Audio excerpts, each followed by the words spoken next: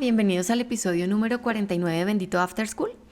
Este tema, pues el tema del que vamos a hablar hoy es un poco una mezcla de muchos temas que han ido surgiendo esta semana, que obviamente ya empieza la Semana del Arte y pues hemos ido a exposiciones, hemos estado revisando como muchas cosas y pues sí, han surgido muchos temas, entonces va a ser digamos como un popurrí de temas importantes que hemos estado hablando esta semana. Sí, además ha sido una semana que hemos estado hablando de muchas cosas porque nos estamos preparando para la visita, ¿no? Que ya inicia este jueves, viernes y sábado con un grupo de personas que se nos unen para recorrer las ferias. Entonces, bueno, ha habido muchísimos temas, muchas ideas que hemos estado rebotando. Entonces, como dice Cata, hoy vamos a hablar aparentemente de muchas cosas, pero de alguna manera van a ver al final, está todo conectado.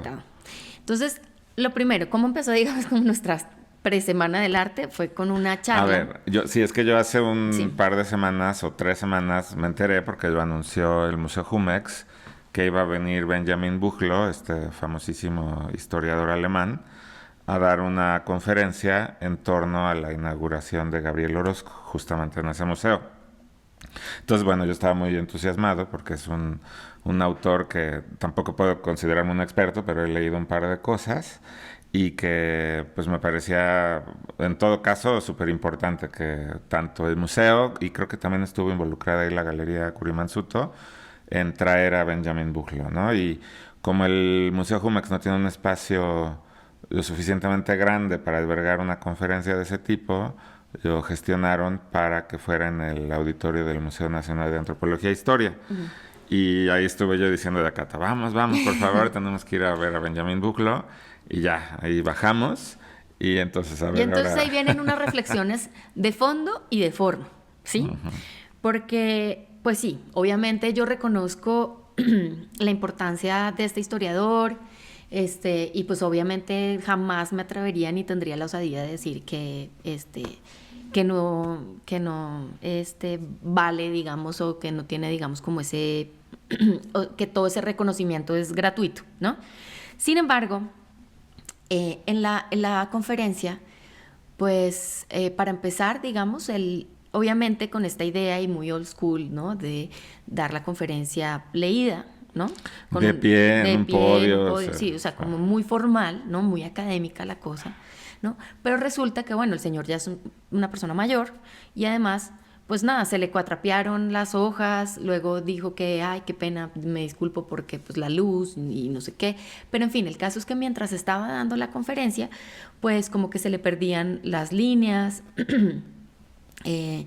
se le refundían las siguientes páginas. Entonces, si de por sí los contenidos o de lo que estaba hablando pues ya era complejo porque pues estamos hablando de Gabriel Orozco en la historia del arte y tal, ¿no? O sea, uno tratando, digamos, como de seguir esas líneas de pensamiento complejas, ¿no? Pero con una lectura cuatrapeada. Entonces, pues nada, o sea, como que a mí la verdad, como que no es que me haya molestado, o sea, entiendo perfectamente, el señor ya es grande, todo lo que sea, pero como que sí me hacía cuestionar un poquito como esta manera de abordar un público hoy en día. O sea, las conferencias, si uno las va a leer, pues tiene que saber leerlas, o sea, porque pues para leer un texto, pues más bien manda el texto y listo, ¿sí? Y seguramente esas ideas no dejan de ser valiosas, son súper importantes, pero están, digamos, como entregadas de una manera que uno puede entender, ¿sí? No el contenido, sino en la forma, ¿sí? Pero como entonces, o sea, no dijo como alguien, como no, venga, alguien que me eche la mano o lo que sea. Y lo que yo decía, o sea, y le decía a Gonzalo que lo que me venía a mí a la mente es esta idea de Einstein, ¿no? Que si uno no puede explicarle a la abuelita es que realmente uno no lo entiende. O una frase así por el estilo. Eso sí está completamente fuera de órbita. Porque ni modo que digas que Benjamin Buchlo no entiende la historia del arte. No, seguro sí. Pero entonces, me hace cuestionar un poquito como esta cosa, pues si él escribió el texto y se le estaba cuatrapeando, pues perfectamente hubiera podido seguir conversando sobre lo que ya escribió y sobre esas ideas que ya tiene claras, porque después le hicieron una serie de preguntas y en las preguntas ya contestó unas cosas como mucho más interesantes que denotan la brillantemente del señor, o sea, eso yo no lo dudo, ¿sí me entiendes? Bueno, ya moraleja, y es lo que comentábamos el otro día, para no repetir esta charla como tonos de discusión en donde quedamos que no estábamos de acuerdo al final. Para no repetir esa charla larguísima que tuvimos Cata y yo aquí, yo lo que creo es que la conclusión del tema es que, pues sí, Cata, a lo mejor tienes razón, está bien. Es un poco dura tu valoración, pero que estuvo muy mal el formato, ¿no? O sea, de no haber podido girar en determinado momento para hacer la conferencia mucho más ágil. Yo lo que creo es que sí, efectivamente no, y lo dije antes de que fuéramos, es un señor que ya está mayor y hay que entender eso. Yo sí creo que hay dos cosas que destacar. Primero, esta formalidad académica de magna conferencia, donde estaba de pie y todo, tenía esta formalidad en este auditorio espectacular del Museo de Antropología e Historia, pues es muy de acuerdo con esa generación, con un modo de pensar, con un modo de operar, y a lo mejor el señor no alcanza a vislumbrar que tenía que cambiar para tener una conexión como mucho más rápida con la gente más joven, así. Y él se apegó a su formato y lo quiso dar así. No es que lo defienda, porque no defiendo, sí creo que fue un error, pero entiendo que es una manera de dar una conferencia muy académica, de un señor muy alemán, que es como muy estructurado, y ya entrando en el contenido, que creo que es lo que más nos interesa aquí, a pesar de haber sido lento y tropezado, creo que cumplió un objetivo para mí súper valioso, y fue insertar a Gabriel Orozco en la historia del arte universal de los últimos 50 años, ¿no? Si no es que un poco más, ¿no? Digo, a pesar de que la carrera de Gabriel Orozco realmente despegó en los años 80, ¿no? Pero hizo un ejercicio que me pareció súper valioso de poner a Gabriel Orozco al tú por tú con los grandes exponentes del arte mundial, y lo hizo de manera genial, ¿no? A mí me gustó mucho cómo asoció la obra de Gabriel con todo el tema del land art, ¿no? Con esta idea de la intervención sutil en un contexto. Bueno, el land art obviamente mucho más orientado a la naturaleza, y Gabriel Orozco probablemente más cargado hacia contextos urbanos, pero esta intervención sutil me pareció súper bonito, ¿no?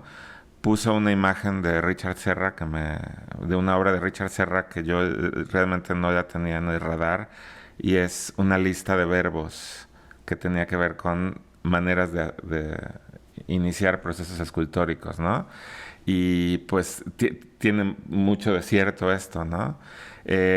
Insertó a Gabriel también en la historia de la escultura, en este lugar de conflicto entre la escultura artesanal y la escultura técnica, ¿no? Eso también me pareció muy valioso, y de hecho inició la conferencia con la imagen del corazón, ¿no? La bola de barro, ¿no? Que Gabriel Orozco en 1991 presionó y creó esta especie de corazón, que no es otra cosa más que el espacio negativo entre sus manos, ¿no?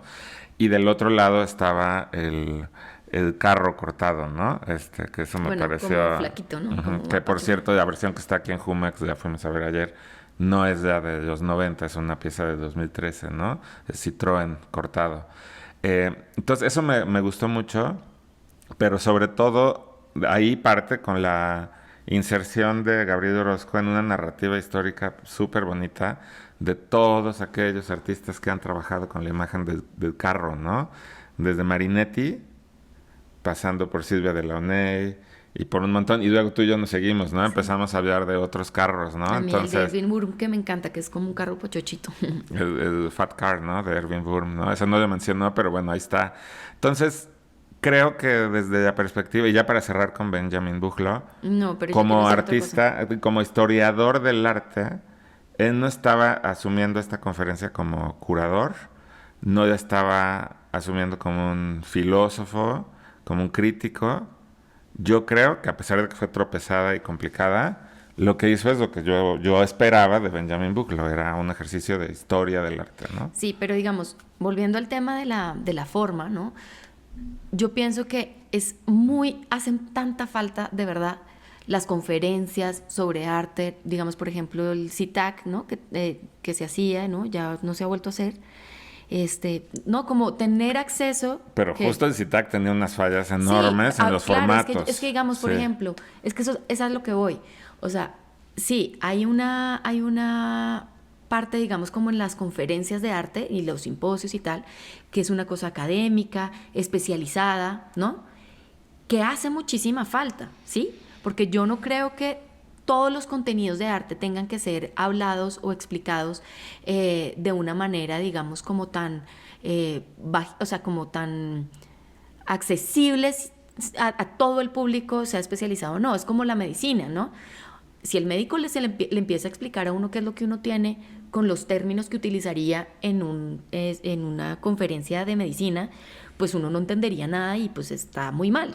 Pero dentro del campo profesional del arte, claro que es necesario de repente tener unas conversaciones que tal vez son un poquito más avanzadas en los conceptos, en la teoría, en los referentes, y hace muchísima falta, pero al mismo tiempo también hace falta que esos foros, como por ejemplo esta conferencia que vimos, que tenía, digamos, en forma, ¿no? Como todos estas requerimientos, digamos, como formales de una conferencia magna, ¿no?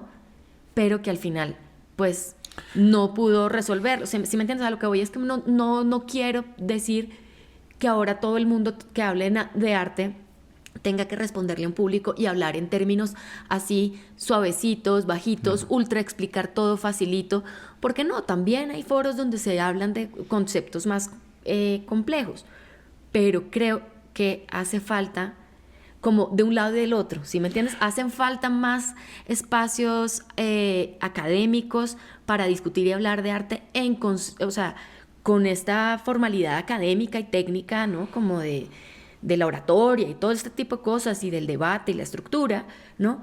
Así como también en esos poquiticos foros que hay, necesitan también como entender que le están hablando a un público que no es el mismo que en los años 80, ¿sí? O sea, que es un público que de pronto sí está clavado con el tema, o sea, el que haya ido a esa conferencia, pues es alguien que definitivamente está enterado de la teoría y de la historia del arte. Es que para empezar, los que fueron allí eran los que sabían quién era Benjamin Buchloh, y segundo, pues estaba el mismo Gabriel Orozco ahí en primera fila con Mónica Mansuto y José Curi, estaba Abraham Cruz Villegas, estaba no me gusta usar estas palabras, ¿no? Pero es un poquito como la crema innata del arte en México, ¿no? Estaba ahí en ese foro.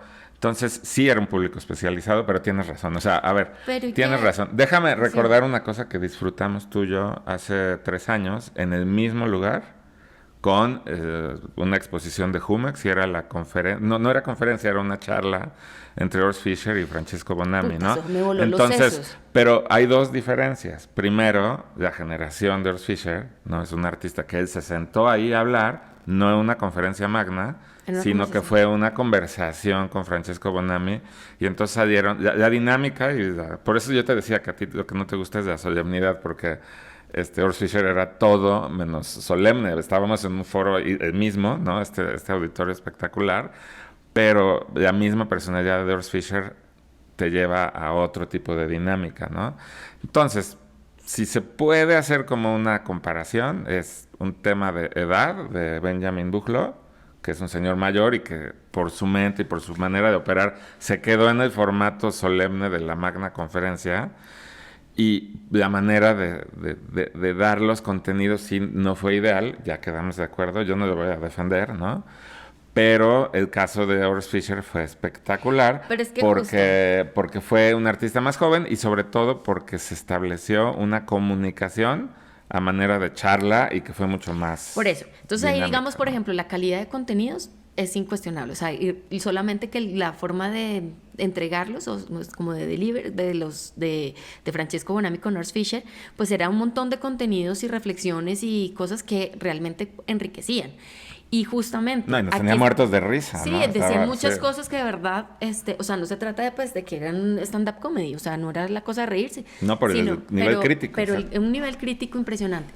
Y digamos, por ejemplo, una de las cosas que yo no estoy de acuerdo y que sí tal vez tiene que ver con nuestra forma de ser, o sea, yo no niego que Buchloh sea importantísimo, es decir, yo jamás me atrevería a decir lo contrario, pero es esta cosa, digamos, cuando tú dices que estaba la crema innata del arte, pues... sí, pero que esté la crema innata del arte, eso no hace que la obra, o sea, la conferencia de por sí, pues estuviera llena de contenidos, porque es justamente eso. A mí no me descresta el nombre, ¿sí me entiendes? O sea, puede ser, marica, el genio más genio del mundo, pero si lo que me está diciendo no me está haciendo sentido, pues me vale madres, no me está haciendo sentido. A ver, pero a la gente tanto le hizo sentido que las pocas preguntas que respondió al final fueron muy buenas. No, sí, o sea... O sea, la gente sí lo estaba siguiendo, no fue un fracaso rotundo, porque justamente las preguntas fueron muy puntuales sobre momentos muy específicos, cada una de ellas de la presentación,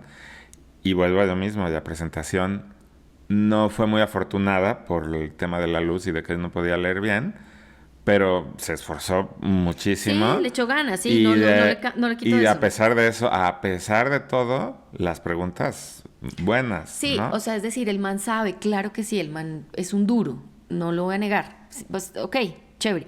Había cosas que no, o sea, no me volaron los sesos como en la de Francesco Bonami y Urs Fischer, pero eso no pasa nada. Pero a lo que yo voy es que no porque el man se haya escrito muchos libros y sea reconocido y tenga todo ese halo de ser justamente que esté en la crema innata, como lo dices, ¿no?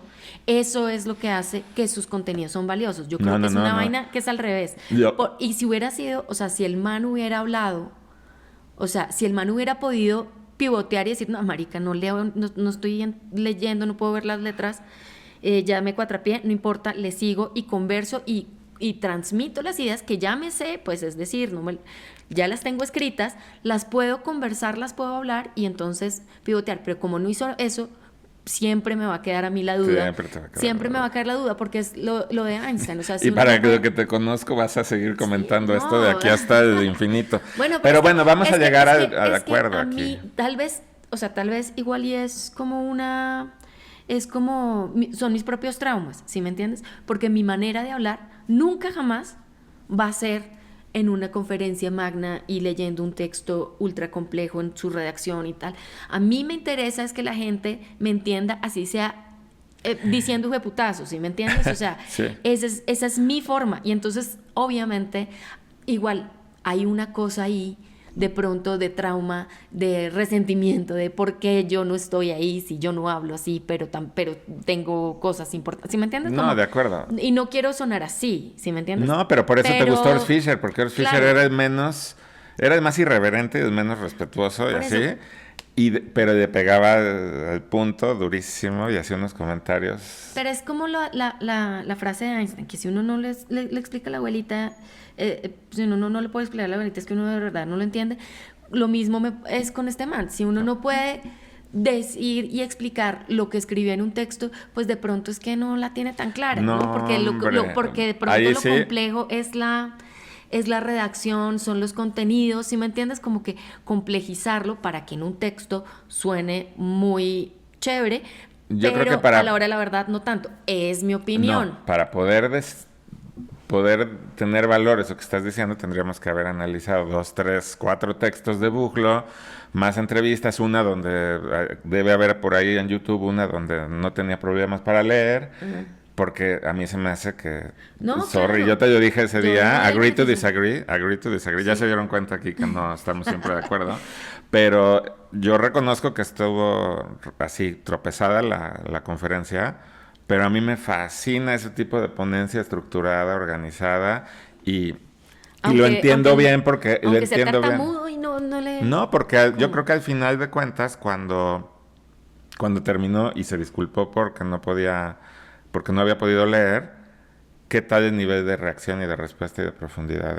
O sea, estuvo muy bien, por eso ¿no? Yo le doy el beneficio de la duda y claramente yo no estoy en condiciones para juzgar el trabajo de Benjamin Buchlo. O sea, claro que no, porque no he leído mucho. Seguramente habré leído algo, pero es decir, ni siquiera lo tengo como tan presente, bueno. ¿Sí? Y muy ignorante de mi parte, ¿sí? Pero de lo que yo estoy hablando es de lo que vi y de mi experiencia en esa conferencia, ¿sí? Decía cosas interesantes y chéveres y pues entonces que lo hacen pensar uno, sí, ¿será que eso no? Y en esa medida pues se cumplió el objetivo. No dijo nada que me descalabrara, ¿no? Pero está ahí, digamos, como el beneficio de la duda. Lo que yo estoy diciendo es como, puta, ¿qué falta hace estos foros académicos especializados que sí van para el público especializado, ¿sí? No para comunicar con todo el mundo, no, pues porque es un campo profesional, hacen falta, pero hace falta que ese formato, que son además tan poquitos, como que también entiendan que el público especializado también ha cambiado, ¿sí me entiendes? O sea, no es el mismo de 1980. Bueno, Pero está bueno, bien. agree, Yo entonces, creo que ya fue demasiado tiempo para discutir sobre Benjamin bueno, Buchla. pero para sembrar esas preguntas de, Okay. si creen o no creen que hace falta. A mí sí me hace falta, digamos, como porque, por ejemplo, el CITAC, que no sé si se va a volver a hacer o no sé, que es el Simposio Internacional de Teoría de Arte Contemporáneo, ¿no? Claro, o sea, uno veía que había unas conferencias re malas y súper pesadas y un huevón hablando de lo postminimalismo abstracto, de lo periférico subalterno, de la yuxtaposición, sí, o sea, como que en un lenguaje ahí todo rebuscado, que sí, definitivamente no, será muy académico y todo lo que quiera, pero digamos no estaba transmitiendo realmente como una idea valiosa, o sea, ese es más el bluff. Claro que existe, y es que en el arte todo es así como cualquier campo profesional. Uno esperaría que todos los médicos fueran increíbles, que ninguno se equivocara, que todos estuvieran por salvar vidas, pero pues no, hay unos buenos y hay otros malos. Y lo mismo pasa pues como con las conferencias. Hay artistas que son buenísimos artistas, pero pésimos conferencistas. Es que ese es el problema. Sí. Entonces creo que es eso, o sea, claro, digamos, y a lo que voy, o sea, hacen falta estos foros especializados, ¿no?, dentro del arte para hablar y tocar temas de teoría y de un debate, que el debate no se entienda como llevarse la contraria solamente, sino que el debate también tiene una estructura, ¿sí? Entonces, es eso, es como solamente, pues como que extraño esos foros, pero que también, y que los poquitos que existen, pues que de alguna manera también entiendan que no pueden seguir como esos formalismos pues de hace 30 años. Es que justo, a ver, ahorita estaba yo recordando las experiencias que teníamos en el CITAC y era como muy diverso, ¿no? De repente te topabas con el super curador que hablaba en términos tan complicados que entonces ahí sí lo que decías, ¿no? Si no puede explicárselo a su abuelita, entonces no lo sabe, ¿no? Yo sí creo que tiene que haber una especie de habilidad en el uso del lenguaje y cuando empiezas a elaborar demasiado quiere decir que no lo tienes muy claro, ¿no? Es lo eso que lo pensaría tenemos, yo, pues, no sé. sí, estamos en el mismo canal. Y luego estaba el caso de artistas valiosísimos que los ponían ahí enfrente en un foro académico y pues su territorio no era de las palabras, era mucho más de las imágenes, los videos, los contextos, así. Entonces era, la verdad, un sub y baja intelectual y emocional entrar al CITAC, ¿no? Porque había de todo este tipo de cosas. Y yo me acuerdo de repente de los casos excepcionales donde uno se queda como, wow, qué maravilla. Que esos ¿no? son los que valen la pena. Como Urs Fischer, ¿no? Vamos a que hace el regresar a arte. Urs Fischer. Pero me estaba acordando de mucho tiempo atrás, cuando hace muchos años en el Museo Tamayo trajeron a Walid Rad a hablar de Atlas Group, ¿no? Y entramos al auditorio del Tamayo, que no es muy grande, y estaba a reventar de gente que quería escuchar a Walid Rad, y la manera en la que explicaba era fascinante, ¿no? Con una claridad, justamente en un tono así, a medio camino, ni tan banal que uno dijera, ay, ¿qué es esto? Ni tan complicado que no entendieras, con una estructura espectacular, con un tono, con una presencia de él hablando y sobre todo con esta cosa energética de él explicando y fascinado con su obra, ¿no? Son las cosas que, y ahí coincido contigo, sí, ese sería el escenario ideal. Pero muchas veces estamos en un medio en el que no todos los artistas tienen la habilidad para explicar sus obras y no todos los curadores, y ahí es donde está la parte grave, o los teóricos o los historiadores tienen la habilidad para explicar y entonces ahí se supone que el curador es la figura de mediación, ¿no? Entre el público, el artista y las instituciones y muchas veces también en los procesos de producción de las exposiciones en colaboración con los museógrafos y ahí es donde puede haber una falla, ¿no? Entonces, ya más allá de Benjamin Buchla y todo esto, yo sí creo que tiene que haber un punto donde el público que todavía no es especializado en arte entiende y se puede enganchar por medio de esos contenidos, y que al mismo tiempo ese contenido, a medio camino entre lo especializado y lo no, siga cautivando a los que ya están como el público especializado del arte, ¿no? Sí, bueno, otra cosa, digamos como ya paralelo, bueno, les paso un chisme, de hecho, Gonzalo y yo empezamos a salir por un CITAC, ¿no? El primer CITAC en el que yo estaba aquí, pero bueno, ahí fue cuando empezamos a salir. Pero bueno, volviendo a la conferencia de Book y todo lo que terminamos después hablando, Gon siempre cuenta, pues cuando habla de arte, conferencias o lo que sea, que Buglo, ¿no? Que Buchlo, bueno, es que ahí hay un debate, ¿no? En torno a lo que dijo con relación a Gerhard Richter, y lo pusiste tú en una encuesta en Instagram, ¿no? En la semana. No necesariamente dijo que Richter era el mejor pintor de la historia. Lo que dijo fue en otros términos, pero implica algo similar. Dijo que era totalmente importante que Richter había logrado pintar en muchos estilos de la mejor manera posible, ¿no? O sea, que si estábamos trabajando con temas de realismo, entonces Richter pues era el más realista, ¿no? En temas de abstracción, igual, en temas de experimentación con materiales, en temas de la compilación de imágenes, lo que hizo con el Atlas, ¿no? Estamos hablando no de David Rad, estoy hablando del Atlas de Gerhard Richter, que es un proyecto gigantesco de compilación fotográfica, ¿no? Y entonces él lo que decía es que es un artista totalmente difícil de definir, porque es muy bueno en todo lo que hace, ¿no? Sí, pero bueno, entonces yo decía, nos quedamos con la pregunta como, bueno, ¿y tú quién dirías, no? Como, este man es el que decía que Richter era el mejor pintor de la historia. Y sí, bueno, ¿y tú quién dirías, no? Uh-huh. Y entonces se suscitó ahí un montón de comentarios, entonces, ¿no? Digamos, por ejemplo, yo así como que pensando, pues siguiendo, digamos, como ese juego, ¿no? Pues digamos, por ejemplo, yo decía que, digamos, Francis Bacon a mí me parece pues, que ese man, ¿no? Pero luego, por ejemplo, alguien comentó como, no, Edward Hopper, claro que Hopper, ¿no? Y Chuck Close también, y Cecily Brown también. No, bueno, okay. O sea, como que es imposible decirlo. Y entonces también yo decía... Pero es por la trascendencia y la relevancia. A ver, Chuck Close, sin demeritarlo para nada, porque me encanta su obra, se quedó en el tema del hiperrealismo y así, pero no es un artista, y va a sonar un poco extraño lo que voy a decir, que además se nos plante como un intelectual, ¿no? O sea, esa es la cosa. Y si de repente hablas de Bacon, de Francis Bacon, pues qué bruto, ¿no? O sea, escuchen hablar, y las reflexiones que hacía Francis Bacon en torno a la pintura son brutales, ¿no? Sí. A mí John Currin también es el que se me estaba olvidando. También me gusta mucho. Y Glenn Brown también. Bueno, Cata me preguntó y yo le dije, pues obviamente ya saben, ¿no? Gonzalo, el que es más clavado, yo lo que le dije es muy difícil desbancar a Rafael, ¿no? Sí. Y es impresionante. Yo hace 1 año y medio tuve oportunidad por primera vez de ir a los museos del Vaticano, y yo no había entendido por qué tanto rollo con Rafael. Y cuando entras a las estancias de los museos del Vaticano, es que no hay manera de que digas qué bruto estés de la cumbre de la pintura. O sea, ¿no? Es muy difícil llegar a eso, ¿no? Y en ese mismo viaje también estuvimos rastreando en diferentes museos e iglesias de Roma la pintura de Caravaggio. Y también, pues que te topas con esos cuadros y dices, es que ya no hay más, ¿no? Lo que pasa es que pues me estoy yendo a artistas pues de Renacimiento, ¿no? Muy, muy importantes.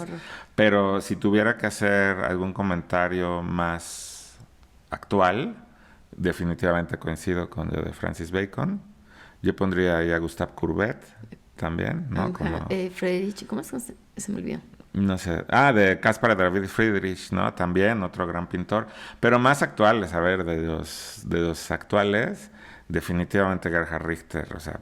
Pues Mark Riven me gusta mucho. Bueno, y todos los de el movimiento, digamos, como lowbrow de Los Ángeles también, o sea, digamos... sí, o sea, Gary Baseman, por ejemplo, y así, todos esos me encantan. Todos están anotando aquí, porque no nada más son los que Cata y yo dijimos, sino lo que mucha gente escribió aquí, ¿no? Yo quiero decir dos... Es filipino, pero también es como de lowbrow de Los Ángeles, que también me encanta, que hizo la portada de uno de los discos de Beck. Me encanta. A mí, actuales, Me gusta muchísimo, muchísimo Walton Ford. No sé si han escuchado hablar de él. Googleenlo. Y Friedrich Kunat es otro gran pintor alemán también. Pero bueno, ya, ¿para qué hacemos esto? Nada más es como hacer el comentario y para dar pie a todo lo que nos estuvieron diciendo en la semana, ¿no? En las redes. Sí, no, pero espérate.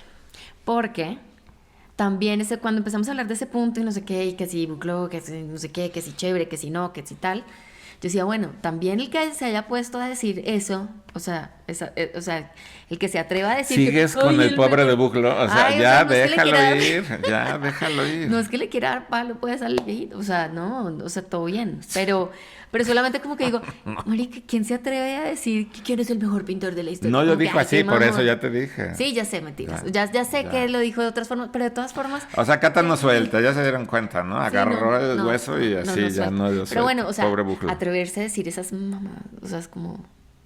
Bueno. Pues ya. Y si ya hacemos un ejercicio de dejar ir. Es mi opinión. Ya dejamos ir y bueno, sí, ya, que sigue. En fin, el caso es que no se puede, bottom line, no se puede decir quién es el mejor pintor de la historia. Porque, no, pero vean qué interesante claro, pues, retroalimentación, no solo entre tú y yo, sino con la gente de redes que nos siguen en Instagram sobre todo. Porque ahí salieron muchos nombres, ¿no? Sí. Bueno, sí. Y hablando de pintores, antes de pasar al otro tema, ¿qué pintor, o sea, que haya sido una exposición ahorita joven, que esté empezando, que te guste mucho, o no empezando, sino, pues, digamos como reciente, porque haya sido no, a mí, exposiciones aquí en así México, como de México? Marcos Castro me parece un gran pintor. Sí, ese Totalmente. dirías el mejor. Pues, a ver, no vamos a caer Sí, en bueno, el estamos mejor. jugando. Es que tampoco en juego, ¿no? Es un artista que me parece muy completo, que lleva muchos años pintando, que viene de una tradición familiar también importantísima, que le da ese input, ¿no? Desde chiquito estuvo en mucho contacto con la pintura y pues me parece brutal. De Monterrey, Francisco Larios, desde siempre, ya hemos dicho, ¿no? Es un gran pintor, ¿no? Entonces, A mí, Ana Segovia me encanta y también Manuel Solano y ambos los conocí cuando estaban con Karen Uber. Y Karen Uber, que es una galerista, que es amiga y la conozco desde hace mucho tiempo, ¿no? Me acuerdo que, por ejemplo, o sea, cuando ella empezó su galería y tal, tenía unos artistas que yo decía, qué raro, o sea, como que todavía no entiendo del todo, como que por dónde es que va. Y la vieja lo que tiene es un ojo, es visionaria, huevón, o sea, pero heavy metal, o sea, la vieja se la solió para dónde iba la pintura, pero 5 años antes de el boom, digamos, de todo este bad painting y esta como reconfiguración y cómo desde la pintura se podía convertir en otra cosa, que no es la pintura normal, sino otra cosa. No, y justo conocí a estos dos que me fascinan. Y este artista que fuimos a ver ahí por Santa María de Rivera, en una galería que era de unos arquitectos, que nos encantó. Eric Saucedo. Eric Saucedo, increíble también, ¿no? Ya como una línea como mucho más entre urbana y contemporánea, ¿no? Está muy interesante. Sí, una rara, pero muy chévere. Bueno, muchos. Por suerte ahorita, y yo siempre soy un aficionado de la pintura, me encanta cómo no cede y no cederá nunca la pintura. Siempre se va a mantener con alguno que otro artista en lo más contemporáneo, en lo más actual, ¿no? Sí.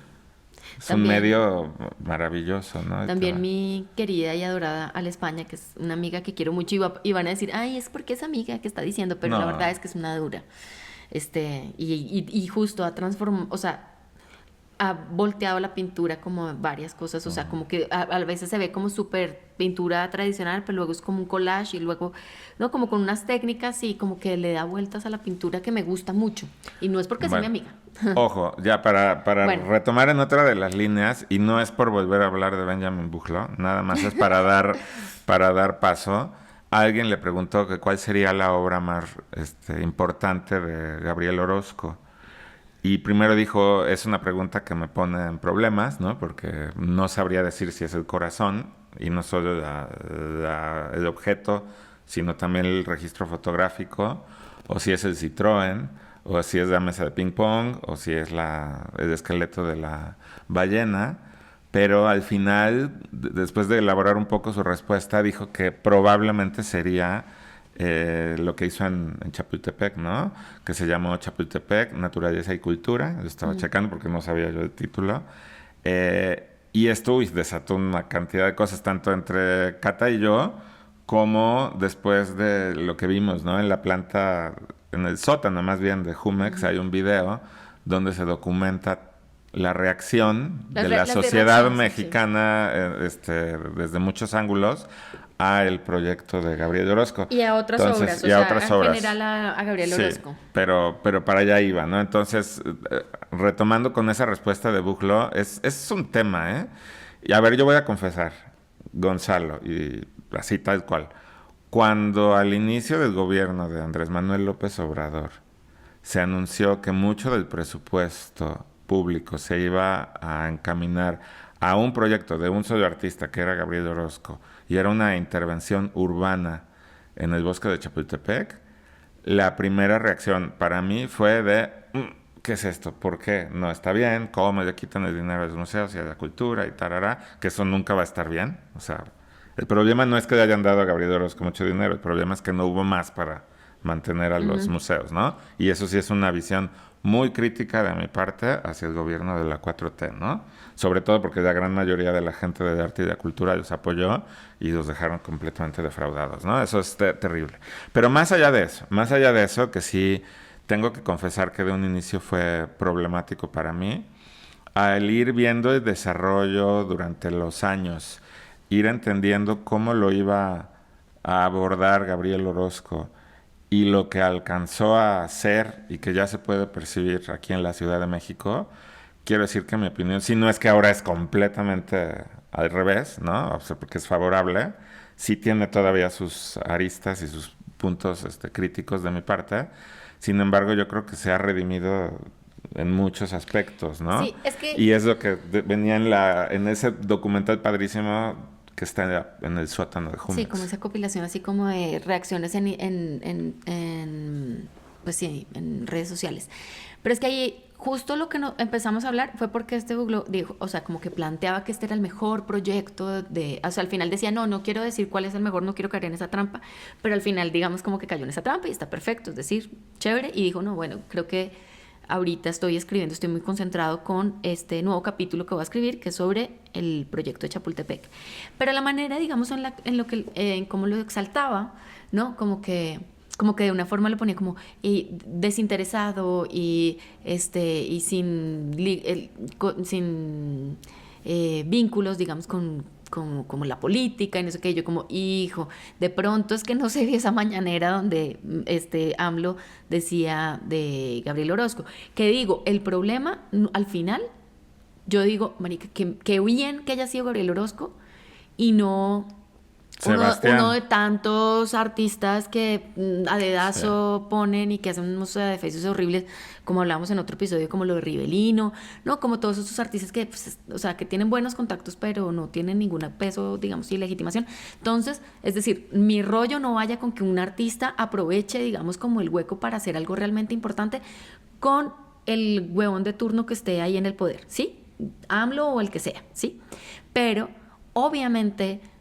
pues tampoco hay que ser ingenuos, pues, es que el artista no, o sea, sí termina ligándose de alguna forma por eso te digo, con Morena, que igual, para que me crean que es que yo no soy de un lado del otro, que es que yo no estoy contra Morena, o sea, realmente, digamos, por ejemplo, lo que ha hecho Sheinbaum, me parece muy interesante, y yo digo, si eso empezó desde allá, si alguien le metió la idea al... A ver, fue Sheinbaum porque fue mientras claro. estaba en el gobierno de la Ciudad de México, pero...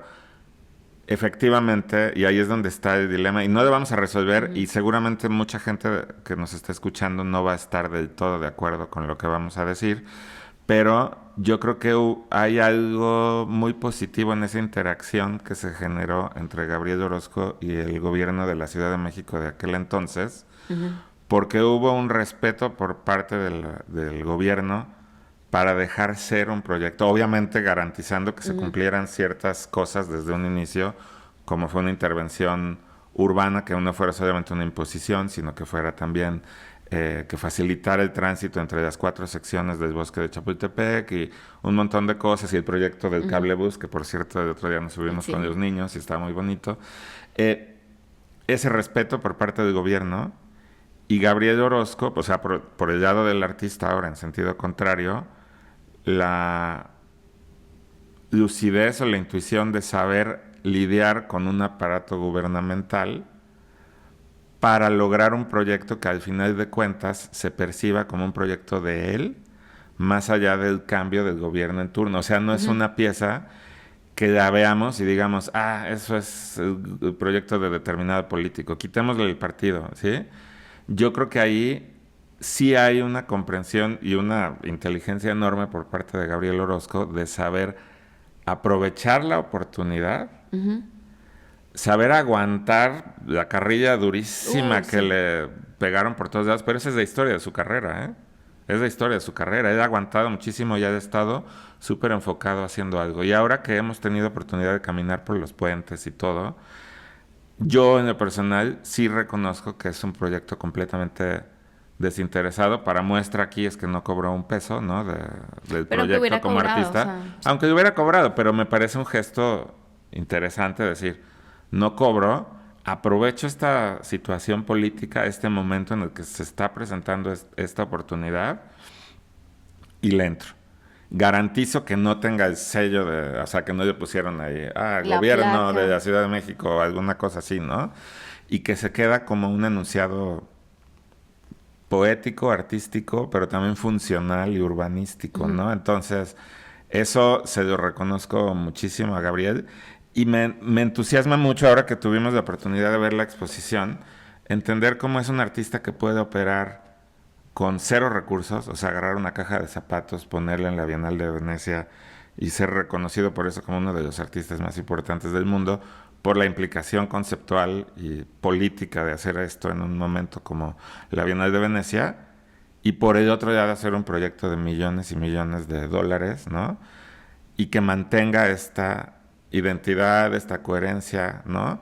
La historia puede ser muy crítica o no, pero yo creo que con el paso de los años le vamos a poder ir dando cada vez más a Gabriel Orozco este reconocimiento de que ha logrado responder a todos los escenarios con diferentes situaciones políticas, con diferentes presupuestos y siempre haciendo cosas que son Gabriel Orozco, ¿me explico? Sí. Puede ser irritante para algunas personas, para otros no, pero me parece que es un Sí, gran y artista, ¿no? es que justo él tiene una cosa que me gusta mucho en los artistas, y es que tienen, o sea, como que están adelantados a su tiempo, de alguna forma, ¿no? Entonces, obviamente, cuando primero salen, digamos, como con la idea, ¿no? Pues tienen un montón de gente opinando y gente en contra y gente mandando madres y echándole mierda, ¿no?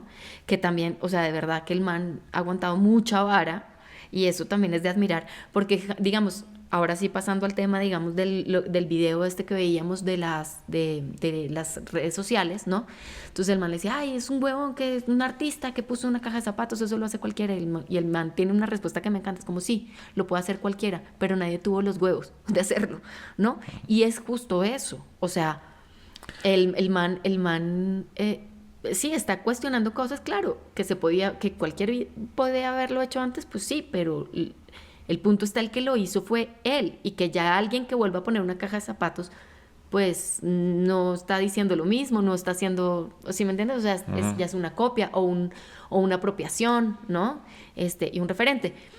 Y eso tiene, y digamos, por ejemplo, eso nos llegó a la almita porque, pues bueno, en redes sociales, justo ponemos de repente cosas y a veces yo me desespero y sí, borro muchos mensajes, ¿no? Que yo digo, pero qué necesidad, o sea, porque la gente es tan Hate, o sea, tirar hate por hate, ¿me entiendes? Como solo por joder. El arte no es eso, el arte es belleza, es que los pintores ahora son todos unos depravados y no sé qué, y entonces eso cuando el arte, y unas ideas tan preconcebidas y tan hartas que pues sí, digamos, yo lo borro. Tuve, por ejemplo, una experiencia que no me gustó nada, que por ejemplo esta chava de obra de arte comentadas, ¿no? Yo puse o sea, del curso de portafolio, que cuáles eran mis credenciales y tal. Y nada, y me escribió como, ay, no, tú no eres la única que sabes, pues es tu libro y no sé qué. Y que tú, poco profesional y vainas así, que yo decía, ¿y esta qué? O sea, porque, o sea, primero se balconeó porque yo estaba diciendo básicamente que del libro que yo había escrito, pues que de ahí se pegaban muchas personas para dar cursos de una hora y media, pero pues que realmente estaba gratis en la página de la Fundación Javier Marín. Y entonces me decía que poco profesional, que echarle mierda a otras profesionales, y yo decía, pero yo ni la estaba nombrando a ella, ni la tenía en mente, ¿no? Yo me he encontrado con mucha gente en redes sociales que habla y digamos repite cosas de lo que está en el libro y que dan cursos de 1 hora y media. A eso me refería.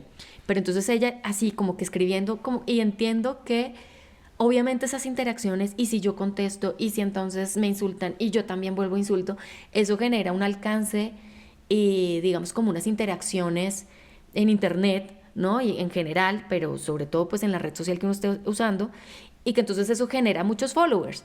Y yo digo, puta, ¿para qué me quiero llenar de un montón de followers haters? Hay entonces bloqueo a mucho... todo el mundo, perdón. Hay mucho hate en internet. Digo, esto Está surgió, increíble. no, tal vez no lo hilamos muy bien, pero esto surgió con todo el hate que le tiraron a Gabriel Orozco al inicio, Ajá. y que básicamente el hate viene de la desinformación. Ajá.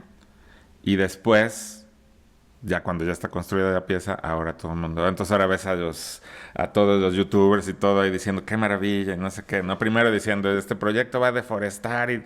¿Cuál? No deforestó. Al contrario, reforestaron el bosque de Chapultepec. Pero de ahí es de donde se agarra Cata y tiene toda la razón, porque ha sido un poquito incómodo, ¿no? Esto que hacemos nosotros de este podcast es, si se fijan, es totalmente con la buena onda de hablar, ¿no? Claro. O sea, de comentar, de siempre aclarar cuando se trata de un tema que se puede encontrar en los libros y se puede estudiar y entender que el arte es un espacio de especialización, o sea, un ámbito de especialización muy importante y pues que se necesita saber para opinar, pero lo hacemos nosotros que llevamos añísimos en esto, compartiendo el conocimiento de manera totalmente desinteresada aquí. Y entonces luego de repente es un poquito incómodo volverte el objeto del hate de personas que probablemente no están especializadas, y es a quienes nosotros de inicio Sí, no, dirigimos que de hecho, esto, es para que pues la gente que a lo mejor todavía no sabe del arte contemporáneo salga de sus ideas y preconcebidas. de dudas muy frecuentes Y de que no hay dudas dónde frecuentes. preguntarlas. O sea, Y entonces de repente es fuerte que uno hace comentarios sobre esto que están en los libros, que no son opiniones de nosotros, y con muchísimo gusto. Es más, deberíamos hasta un día hacer recomendaciones bibliográficas, sí, ¿no? claro. Y que de repente vienen comentarios súper duros, porque, por ejemplo, a mí se me ocurrió la semana pasada decir que el ser bueno en una técnica no era suficiente, ¿no? Qué Ujas, mal. mano, o sea, yo creo que me odió medio internet a mí, ¿no? O sea, porque... Y yo dije, pero ¿por qué si no estoy diciendo una opinión? Es una cosa que está en los libros, y que olvídense que es de arte contemporáneo. Los artistas de De todas toda la las historia. épocas han recurrido al trabajo de terceros para la realización de sus piezas. Para muestra un botón, el famosísimo Salvador Mundi de Da Vinci, pues está confirmado que menos del 20% de la pintura fue hecha por él. La gran mayoría fue hecha por sus pupilos, ¿no? Por la gente que estaba Yes. en su taller. Y de ahí vayámonos por la historia del arte, ¿no? Sobre todo de los artistas de otras épocas, desde la Edad Media, Renacimiento, tarara, que eran el estudio del artista y entraban los chavitos a aprender ahí a pintar. Pues muchos de esos buenazos eran los que terminaban haciendo gran porcentaje de las obras de los grandes maestros, ¿no? Entonces todavía esta idea romántica de que el artista es esa mano mágica, mística que toca el cuadro. Por favor, salgamos de eso, pues, ¿no? Y no me odien. Sí. Ahorita vas a postear Otra esto vez. y me va a volver a odiarme de internet. El asunto es el artista que guía un proyecto. ¿O qué vamos a pensar que... A ver, vamos a hablar de los grandes artistas. ¿Ustedes creen que Gabriel Orozco es muy mal artista porque él no se subió en su andamio y se puso a soldar los puentes de... ¿Me explico? O cualquier Sí, otra no, pieza, o sea, Diego díganlo. Rivera, o sea. Las piezas donde él acciona cosas. Ayer hablábamos en la exposición, esta pieza es súper bonita. A mí, al menos, es de las que más me gustan, que es la bola de plastilina que va como agarrando las huellas de la calle donde ya va rodando. Es una bola de plastilina grandota y se va quedando con trocitos de basura, piedras, corcholatas, y termina siendo una bola que parece de grasa y de mugre antes que de plastilina. Pues ahí sí fue él el que la hizo, pero no hubiera pasado nada si fuera su concepto y hubiera puesto a alguien a rodar la bola de plastilina, porque el concepto es lo que vale aquí, ¿no? No concepto. La idea. El contenido que involucra el Sí, potencial porque, histórico, sí. o sea, Entonces, no me odie internet, ¿no? Hasta me pusieron un apodo muy chistoso, el personaje coscorrón, porque dije que un coscorrón para los que solamente se quedaban en eso. Y yo invito a todos a que antes de quedarse con una idea preconcebida y de irritarse por lo que el arte ha llegado a ser y que se diferencia de eso que quisiéramos que fuera, probablemente porque tenemos una idea muy clichada y muy general del arte, pues que a lo mejor se hagan la pregunta, ¿por qué será que me irrita? ¿No será que el artista está empezando por irritarme para despertarme otra cosa? Uh-huh. ¿No será que está buscando irritarme? Entonces... Pero bueno, el hate, fíjate, sí. Hate, no, sí, o sea, vamos a entrar todos aquí en un contexto de intercambio de ideas, ¿no? No, o sea, muchos, o sea, los que tiran hate no nos van a hacer caso, pero bueno, pero lo que yo voy es que ahí justamente se hace evidente que es importantísimo entender los diferentes foros para hablar de arte, ¿sí? Las redes sociales son un canal buenísimo y entonces a veces se confunde esta idea de... digamos, como difusor de contenidos de arte, ¿no? A influencer, ¿sí? Entonces, si lo que yo estoy buscando son seguidores, millones y no sé qué, y entonces respondo, hace hate y pues se me vuelve, es una muy buena estrategia para lograr seguidores, que eso en lo personal a mí no es lo que me importa, o sea, yo prefiero 1000 veces que me sigan 10 personas que hacen buenas preguntas, a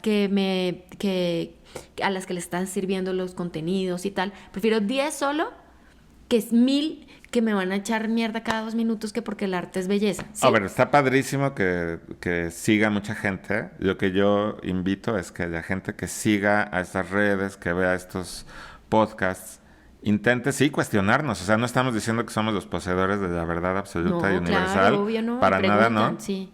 Pero tomémoslo como un foro de discusión a partir de probablemente el poquito más de experiencia que tengamos, ¿no? En el medio. Sí. Y intentando salir de los convencionalismos y los clichés sobre el arte. Porque yo creo que gran parte del valor del arte en la actualidad es que si históricamente se ha escapado de los convencionalismos, en la actualidad escapa mucho más, ¿no? Sí. Y cada artista es el creador de un modelo completamente distinto, con procesos distintos, y el interés está justamente en eso, ¿no? Y que esto se comunica justamente en estos foros de discusión, especializados o no tan especializados, o en digitales, o sea, pero lo importante es generar esos foros. Si no hay una institución que gestione y haga un ciclo de conferencias sobre arte, pues no importa, métanse, digamos, a YouTube y así, vean otras conferencias, curen ustedes sus propios contenidos, júntense, que eso también es por lo que es importante Gabriel Orozco, y que no mencionamos ahorita y no nos va a dar tiempo y tal vez nos dé para un episodio completo. Una de las cosas más importantes y que por lo cual Gabriel Orozco cambió la historia del arte mexicano, ¿no? Fue porque el man justamente organizaba estos foros. Él tenía el taller de los viernes, entonces se juntaban artistas en un momento donde la información en internet pues no era tan fácil, no había tanto, ¿no? Estaba empezando apenas. Y entonces le decía al amigo, pues un artista, ¿no? Que fue a tal exposición, que se trajo el catálogo de no sé qué, que conoció tal curador, que vio esta exposición, y empezaban, digamos, como a intercambiar información y generar justamente esos foros. Entonces creo que incluso ese podría ser un muy buen cierre de este episodio, de entender los foros de discusión, generar los propios si no hay suficientes, ¿no? Y salir de las ideas preconcebidas. Usar la cabeza, la intuición, los sentidos, y ponernos a nosotros mismos en jaque, en riesgo. O sea, nosotros como espectadores, como especialistas, como curadores. Dar el beneficio de la duda. Dar el beneficio de la duda, exacto. Como yo le di el beneficio de la duda. Sobre todo, sí. Bueno, oye, pero bueno, ya se nos pasó ya ahora. Genial, y pues bueno, ya vieron, era de muchas cosas al mismo tiempo. Resumen, no echar hate. Sí, no, para nada. Y mirar arte con ojos frescos, nuevos, que nos rete, que nos haga descubrir cosas nuevas. Va, ¿no? Listo. Nos vemos en el próximo. Un beso. Bye.